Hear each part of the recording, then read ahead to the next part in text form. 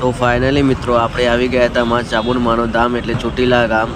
એટલે ચોટીલા આપણે આવી ગયા હતા. જોઈ શકો છો ચોટીલા બસ સ્ટેન્ડ છે. કારણ કે આવતા આવતા આપણે હોજ પડી જઈ હતી એટલે હોજે 5 વાગી ગયા હતા. 5-6 જેવું વાગી હતું. એટલે પછી આપણે ધીરે ધીરે કીધું જઈએ દર્શન કરવા માટે.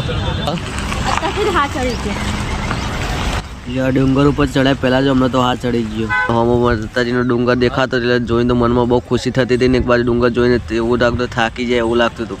પછી આગળ જઈએ એટલે આ મહાકાળી માનું મંદિર આવે છે.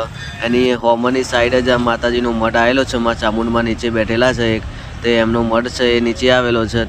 હોજનો આરતીનો ટાઈમ થઈ ગયો હતો એટલે આપણે ફટાફટ ગબ્બર ઉપર ચડવાની તૈયારી કરી દીધી હતી. એટલે આપણે પણ ગેટની અંદર ઘૂસી ગયા અને બીજા ભક્તોની સાથે સાથે આપણે પણ ચાલવા લાગ્યા ગબ્બર પર ચડવા માટે. તમે જોઈ શકો કેટલા બધા ભક્તો જઈ રહ્યા છે ચામુંડમાના ધામે. કેટલી પબ્લિક છે તમે જોઈ શકો. ધીરે ધીરે આપણે પણ એમની સાથે સાથે ચાલતા હતા. પછી આગળ એમ પેલો ગેટ આવી જાય છે અંદર જવા માટેનો.